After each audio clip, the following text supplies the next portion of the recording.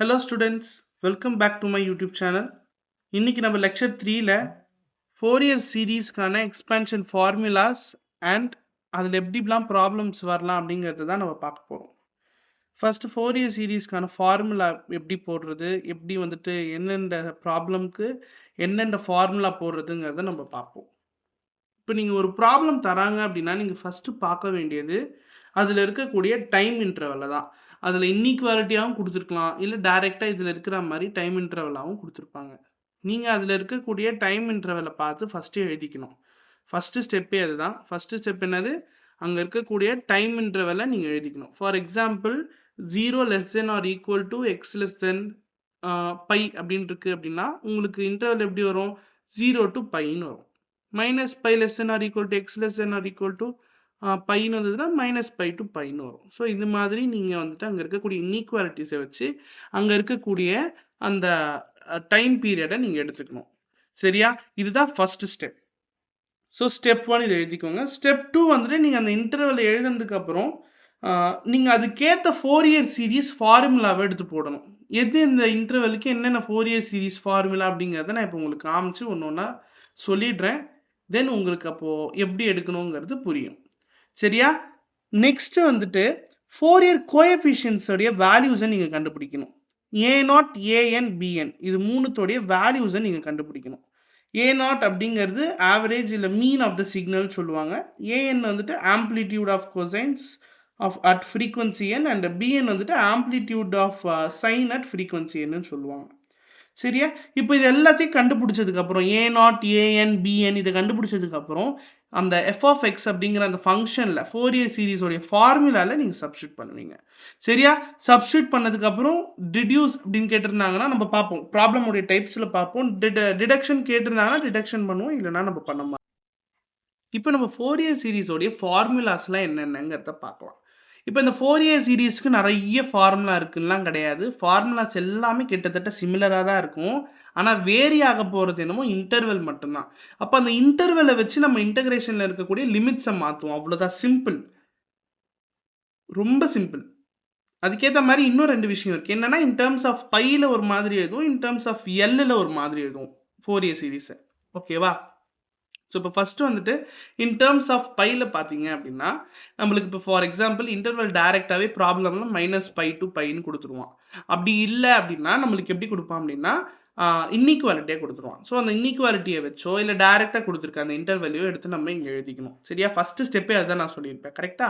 அப்போ first step என்னது, interval என்னன்றதை பார்த்து எழுதிக்கணும். ரைட். ரெண்டாவது ஸ்டெப், அந்த இன்டர்வலை வச்சுனா ஃபோரியர் சீரீஸ் என்ன அப்படிங்கிறதே உங்களுக்கு தெரியும். எந்த ஃபோரியர் சீரீஸ், அதுக்கேற்ற அப்ராப்ரியேட் ஃபோரியர் சீரீஸோடைய ஃபார்முலா என்ன அப்படிங்கிறத எடுத்து நம்ம எழுத முடியும். அதனால தான் எல்லா ஃபோரியர் சீரீஸும் இப்போ நான் எழுதி உங்களை நான் எழுதிக்க சொல்லி மனப்பாடம் பண்ணிக்க சொல்கிறேன். சரியா, இப்போ வந்துட்டு என்னென்ன ஃபோரியர் சீரீஸ் என்னென்ன இன்டர்வலுக்கு வரணும் அப்படிங்கிறது உங்களுக்கு தெரிஞ்சா ஈஸியாக ப்ராப்ளம் பார்த்தோன்னே நீங்கள் எழுதி a0, an, bn கண்டுபிடிச்சிங்கன்னா ப்ராப்ளம் முடிஞ்சுது, சப்ஸ்டியூட் பண்ணால் முடிஞ்சுது ப்ராப்ளம். இவ்வளோதான் விஷயம். சரியா, ஸோ இப்போ ஃபர்ஸ்ட் வந்துட்டு நம்மளுக்கு கொடுத்துருக்க டைம் இன்டர்வல் என்னது, minus pi to pi. Minus pi to பைன்னு டைம் இன்டர்வல் இருந்தால் நம்மளுக்கான ஃபோரியர் சீரீஸ் இதுதான். சரியா, f of x is equal to a0 by 2 plus summation of n is equal to 1 to infinity an cos nx plus bn sin nx. சரியா, தென் இங்க பாருங்க, இந்த a0, an, bn அப்படிங்கிறது தான் ஃபோரியர் கோஎஃபிஷியன்ஸ் அப்படின்னு நம்ம சொல்லுவோம். a0 அப்படிங்கிறது ஓவரால் மீன் வேல்யூ இல்லை mean value of the signal அப்படின்னு சொல்லுவாங்க. an அப்படிங்கிறது ஆம்ப்ளிடியூட் ஆஃப் கொசைன் சொல்லுவாங்க. bn அப்படிங்கிறது ஆம்ப்ளிடியூட்ஸ் ஆஃப் சைன் அப்படின்னு சொல்லுவாங்க. சரியா, தென் இந்த இடத்துல a0, an, bnக்கான ஃபார்முலாஸ் எல்லாமே நான் கொடுத்துருக்கேன். கரெக்ட். ஸோ இப்போ a0 அப்படிங்கிறதுக்கான ஃபார்முலா என்னன்னா 1 by pi integration of minus pi to pi f of x dot dx. an அப்படிங்கிறது கிட்டத்தட்ட a0 மாதிரியே தான் இருக்கும். பட் என்ன ஒரு வித்தியாசம் அப்படின்னா, நான் ஆல்ரெடி சொல்லியிருந்தேன், இது ஆம்ப்ளிடியூட் ஆஃப் கொசைன்ஸ் அப்படிங்கிறதுனால இங்கே காஸ் nx வந்திருக்கும். இது ஆம்ப்ளிடியூட் ஆஃப் சைன்ஸ் அப்படிங்கிறதுனால சைன் nx வந்திருக்கும். அவ்வளோதான் வித்தியாசம். சரியா, இங்கே இருக்கக்கூடிய காஸ் nx, இங்கே இருக்க சைன் nx இங்கே வந்திருக்கும். அவ்வளோதான். லிமிட்ஸ் பாருங்க, இருக்கிற இன்டர்வெல்ல தான் நான் லிமிட்ஸாகவே போட்டிருக்கேன். ஸோ ரொம்ப ஈஸி. முன்னாடி 1 by pi. ரைட். இப்போ நீங்கள் இங்கே பார்த்தீங்களே, இதே தான் அப்படியே இங்கே வரப்போகுது. ஓகே, ஆனால் இங்கே என்ன வரப்போகுது, லிமிட்ஸ் மட்டும் மாறப்போகுது. 0 to 2 pi. f of xல எந்த சேஞ்சுமே இல்லை, அதே f of x தான். அதே ஃபார்முலா தான் ஃபோரியர் சீரிஸ் ஃபார்முலா அதே தான் வரப்போகுது. ஆனால் இங்கே பாருங்க A0 AN BNல மட்டும் என்ன மாறி இருக்கு, லிமிட்ஸ் மட்டும் மாறி இருக்கு, அவ்வளோதான் வித்தியாசம். இது கஷ்டமே கிடையாது, நீங்கள் ஒன்று மனப்பாடம் பண்ணால் இன்னொன்று மனப்பாடம் பண்ண மாதிரி. சரியா? ஸோ அப்போ நீங்கள் இதை பார்த்தீங்கன்னா இதில் அப்படியே முடிச்சிடலாம். இந்த லிமிட்ஸை மட்டும் மாற்றி அப்படியே இது ரெண்டுத்தையும் மனப்பாடம் பண்ணி முடிச்சிடலாம். ரைட்? ஸோ அப்போ இன் டேர்ம்ஸ் ஆஃப் பையில் இது ரெண்டுமே வந்துட்டு நீங்கள் மனப்பாடம் பண்ணுறது ரொம்ப ஈஸி. சரியா? So let's move on to the Fourier series on -L to L. இப்போ இவ்வளோ நேரம் நம்ம என்ன பார்த்தோம், பை டு பை பார்த்தோம், -π to π பார்த்தோம், 0 to 2π பார்த்தோம், இன் டேர்ம்ஸ் ஆஃப் பையில் பார்த்தோம். இப்போ இன் டேர்ம்ஸ் ஆஃப் எல்லுக்கு பார்க்க போகிறோம். Okay, in terms of L அப்படின்னு வரும்போது இன்டர்வல் வந்துட்டு -L to Lன்னு வரும்போது f(x)க்கான ஃபங்க்ஷன் வந்துட்டு ஒன்றுமே இல்லை, இதில் இருக்கிறத அப்படியே எழுத போறீங்க. என்ன வித்தியாசம் அப்படின்னா an cos nπx/Lன்னு எழுத போறீங்க. ஏன் இந்த nπx/Lன்னு எழுதுறோம், இங்கே nx எழுதியிருக்கோம் அப்படின்னா இங்கே மேலே வந்துட்டு nπx/πன்னு தான் எழுதணும். ஏன்னா இங்கே கொடுத்துருக்க இன்டர்வல் என்னது, இன் டேர்ம்ஸ் ஆஃப் பை, அப்போ கீழேயும் பை வரும், அப்போ பை என்ன ஆகிடும், கேன்சல் ஆகிடும், அப்போ nxன்னு வரும். பட் இங்கே பாருங்க nπx/L, ஏன்னா இங்கே எல்ல கேன்சல் பண்ண முடியாதுல, அதனால எல் அப்படி வந்திருக்கு, அதனால தான் இங்கே எல் வந்திருக்கு. சரியா? இதை வச்சு கன்ஃபியூஸ் ஆகிக்க வேண்டாம். ரைட்? ஸோ இப்போ இதில் இருக்கக்கூடிய A0 AN BNக்கான ஃபோரியர் கோஎஃபிஷியன்ஸ்க்கான ஃபார்முலாஸை நம்ம பார்ப்போம். சரியா? இப்போ A0 அப்படிங்கிறதுக்கான ஃபார்முலா என்னன்னா 1/L integration of -L to L f(x)dx. இங்கே என்ன எழுதணும், எல்லாமே இன் டேர்ம்ஸ் ஆஃப் பையில் எழுதியிருக்கும். 1/π -π to π இன்டகிரேஷன் ஆஃப் -π to π f(x)dxன்னு எழுதியிருக்குமா, அது அப்படியே இன் டேர்ம்ஸ் ஆஃப் எல்லில் எழுதியிருக்கும். அதை அப்படியே காப்பி வச்சு எல்லுன்னு மாற்றிருக்கும் பை எல்லாத்தையும், அவ்வளோதான் வித்தியாசம். சரியா?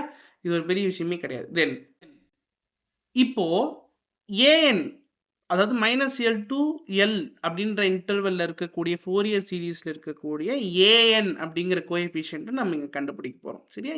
an அப்படிங்கிற கோஎஃபிஷியன்ட்கான ஃபார்முலா என்ன, 1/L integration of -L to L f(x) cos nπx/L dot dx. Same அங்கே என்ன பார்த்தோம், 1/π integration of -π to π f(x) cos nx dot dxன்னு பார்த்தோமா, அதான் இங்கே இந்த இடத்துல வந்துட்டு இன் டேர்ம்ஸ் ஆஃப் எல்லில் எழுதியிருக்கோம். அதே மாதிரி நாங்கள் என்ன சொன்னேன், காஸ் nx வந்துட்டு நம்ம அந்த ஃபோரியர் சீரீஸ்லேருந்து அதை எடுத்து நான் இங்கே போட்டிருந்தேன். அதே மாதிரி தான் இங்கே ஃபோரியர் சீரீஸில் என்ன இருக்குது, காஸ் nπx/L தானே இருக்குது, அதான் எடுத்து இங்கேயும் போடணும். சரியா?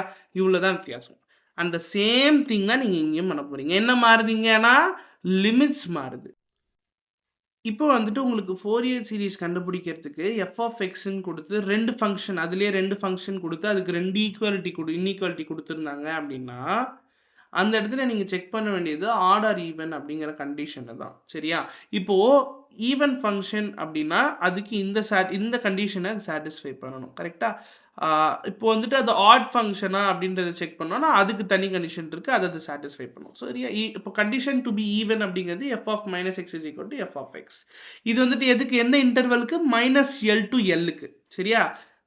இன்டர்வல் -L to L இருந்து இது கண்டிஷனை சாட்டிஸ்ஃபை பண்ணி இது வந்து ஈவன் ஃபங்க்ஷனாக இருந்தது அப்படின்னா கொடுத்துருக்க f(x) ஈவன் ஃபங்க்ஷனாக இருந்தது அப்படின்னா bn எப்படி இருக்கும், 0 ஆகிடும். அப்போ நீங்கள் bn கண்டுபிடிக்க வேணாம், ஃபோரியர் சீரீஸில் இந்த bn நீங்கள் கண்டுபிடிக்க வேணாம், வெறும் an-ஐயும் a0 கண்டுபிடிச்சி சப்ஸ்டியூட் பண்ணாலே போதும். கரெக்டா? bn என்ன இருக்கும், 0-ஆக இருக்கும். அப்போ இப்படி தான் உங்களுக்கு அந்த ஃபோரியர் சீரீஸ் வந்து வரும். சரியா? அப்போது இந்த இடத்துல a0க்கான ஃபார்முலா கொஞ்சம் மாறும், 1/L இருக்காது, 2/L மாறிடும். அதே மாதிரி ஏன் இங்கே 2 வருது, -L to L என்ன பண்ணியிருக்கிறோம், நம்ம 0 to L மாற்றிக்கிறோம். அப்போ என்ன வரும், 2 வந்துடும் இல்லையா? இங்கே ஒரு 2 போட்டுக்கிட்டு நம்ம என்ன பண்ணிடலாம், 0 to Lன்னு மாற்றிக்கலாம். அதே தான் இங்கேயும், எல்லாமே சேம் தான். சரியா? ஒரு சின்ன ஐடென்டிட்டி மாதிரி அது இன்டகிரேஷன் நம்ம பார்த்துருப்போம் இல்லையா, அது மாதிரி அது வேற ஒன்றும் இல்லை. ஓகே, ரொம்ப ஈஸி. ரைட்? இப்போ வந்துட்டு நம்ம என்ன பார்த்தோம், இன்டர்வல் வந்துட்டு -L to L இருந்து அந்த ஃபங்க்ஷன் கொடுத்துருக்க f(x) ஈவன் ஃபங்க்ஷனாக இருந்தது அப்படின்னா நம்மளுக்கு வந்துட்டு f(x) எப்படி இருக்கும், a0 an bn எப்படி இருக்கும் அப்படிங்கிறதெல்லாம் நம்ம பார்த்துட்டோம். ரைட்? இப்போ வந்துட்டு அதே ஈவன் ஃபங்க்ஷனில் லிமிட்ஸ் மட்டும் -π to π இருந்தது அப்படின்னா f(x) எப்படி இருக்கும், a0/2 + summation of n = 1 to infinity an cos nx. Then a0 எப்படி இருக்கும், 2/π integration of 0 to π f(x) dx. ஏன் இங்கே 2 வருது நான் சொல்லிட்டேன், அங்கேருந்து அதே கண்டிஷன் தான். -π to π வந்துட்டு 0 to π மாற்றணும்னா முன்னாடி ஒரு 2 போட்டுப்பேன் இல்லையா, அந்த ஐடென்டிட்டி யூஸ் பண்ணி தான் பண்ணியிருக்கேன். the same applies here too. அங்க bn 0னா இங்கேயும் bn 0வா தான் இருக்கும் இல்லையா? லிமிட்ஸ் மட்டும் தான் மாறுது, ரைட்? லிமிட்ஸ் மட்டும் தான் மாறுது, ஐ மீன் டேர்ம்ஸ். அங்க வந்துட்டு -l to l, இங்க -π to π, அவ்வளவுதான் மாறுது. சரியா? ரைட். இப்போ வந்துட்டு ஆட் ஃபங்க்ஷனா இருக்கு அப்படின்னா, f of x வந்துட்டு ஆட் ஃபங்க்ஷனா இருக்கு அப்படின்னா, சரியா? f of x வந்துட்டு ஆட் ஃபங்க்ஷனா இருக்கு, இதுதான் அந்த ஆட் ஃபங்க்ஷனா இருக்கிறதுக்கான கண்டிஷன். இப்ப கொடுத்திருக்க அந்த given ஃபங்க்ஷன் வந்துட்டு இந்த கண்டிஷனை சாட்டிஸ்ஃபை பண்ணி ஆட் ஃபங்க்ஷனா மாறிடுச்சு அப்படின்னா, அந்த ஆட் ஃபங்க்ஷனா மாறின அந்த ஃபங்க்ஷன் வந்துட்டு இந்த இன்டர்வெல்ல இருந்தது அப்படின்னா, a0 an 0 ஆயிடுவாங்க. அப்ப நீங்க வெறும் யாரை கண்டுபிடிச்சா போதும்? bn மட்டும் கண்டுபிடிச்சா போதும். சரியா? இப்போ அங்க வந்துட்டு anக்கு என்ன ஃபார்முலா கொடுத்திருந்தோம்? 2/πன்னு கொடுத்திருந்தோம். அதே 2/π f of x, இது cos nx பதிலா sin nx, அவ்வளவுதான். அதே மாதிரி -l to l என்ன அர்த்தம்? a0 an 0 ஆயிடும், சேம் தான். f of x வந்துட்டு bn sin nπx/l ன்னு இருக்கும். இங்க nx இருக்கும், இங்க nπx/l ன்னு இருக்கும். ஏன்றதை நான் சொல்லிட்டேன். சேம் இங்க என்ன இருக்கும்? bn is equal to 2/l integration of 0 to l f of x sin nπx/l dot dx. Same தான்.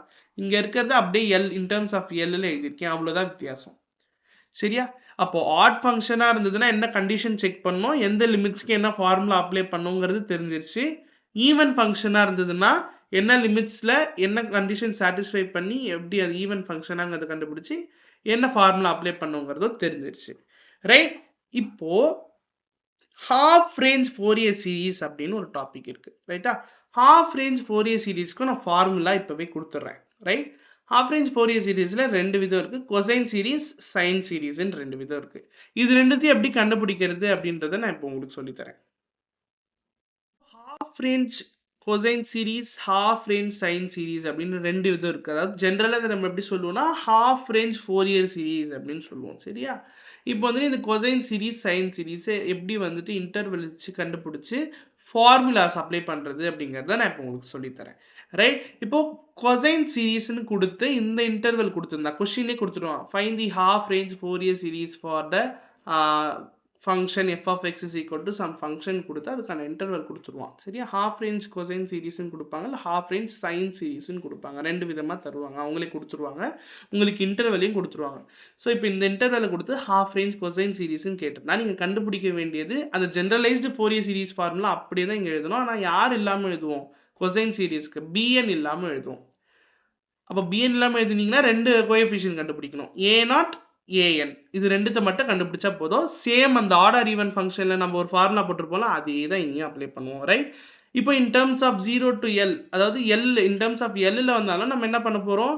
அதே formula but in terms of l. இங்க nx இருந்ததுன்னா இங்க என்ன வரும்? nπx/l ன்னு வரும், ரைட்டா? அதே தான் இந்த ரெண்டு இடத்துலயும் அப்ளை பண்ணுவோம். இந்த பைக்கு பதிலா l போடுவோம், ஓகேவா? தென் லிமிட்ஸும் மாறும், ரைட்? அதே மாதிரி சைன் சீரீஸ்னு வந்தா வெறும் bn மட்டும் தான் கண்டுபிடிப்போம், ஓகேவா? இங்க கொசைன் வந்தா a0 an கண்டுபிடிப்போம். Sine series, half range sine series வந்தா bn sin nx மட்டும் தான் நம்ம கண்டுபிடிப்போம், ரைட்? ரொம்ப ஈஸி. bn அதே மாதிரி இங்க கண்டுபிடிக்க வேண்டியது ஒரே ஒரு கோஎஃபிஷியன்ட் தான், என்னது? bn அப்படிங்கிற இந்த ஒரே ஒரு கோஎஃபிஷியன்ட்டை மட்டும் தான் நம்ம கண்டுபிடிக்க போறோம், ரைட்டா? ஸோ இவ்வளோதான். இதுக்கப்புறம் வந்துட்டு பர்சிவால்ஸ் ஐடென்டிட்டிக்கு தனி வீடியோ நான் போடுறேன். அந்த வீடியோவில் வந்துட்டு பர்சிவால்ஸ் ஐடென்டிட்டிக்கான எல்லா ஃபார்முலாஸையும் நான் கொடுத்துட்றேன். அதில் ஐடென்டிட்டி இருக்கும், அந்த ஐடென்டிட்டியை நான் உங்களுக்கு தந்துடுறேன். சரியா? நெக்ஸ்ட் வீடியோவில் எப்படி கொஸ்டின் அனலைஸ் பண்ணி இன்டர்வல் எடுக்கிறது, எப்படி வந்துட்டு இந்த ஃபங்க்ஷன் அந்த ஃபோரியர் சீரீஸ் ஃபார்முலாவை எந்தெந்த ப்ராப்ளம்க்கு அப்ளை பண்ணுறது அப்படிங்கிறத நான் நெக்ஸ்ட் வீடியோவில் ப்ராப்ளமாகவே போட்டு காமிக்கிறேன். என்னோட வீடியோஸ் உங்களுக்கு யூஸ்ஃபுல்லாக இருந்திருக்கும்னு நான் நம்புகிறேன். இன்னைக்கு பார்த்த Fourier series, half range series எல்லாமே உங்களுக்கு புரிஞ்சிருக்கும்னு நான் நம்புகிறேன். மறக்காமல் இந்த ஃபார்முலாஸ் எல்லாம் ஒரு நோட்டில் எழுதி வச்சுக்கோங்க. இது இந்த செம்மு முடிகிற வரைக்கும் உங்களுக்கு உதவும் இந்த ஃபார்முலாஸ் எல்லாமே. All the best. தேங்க்யூ.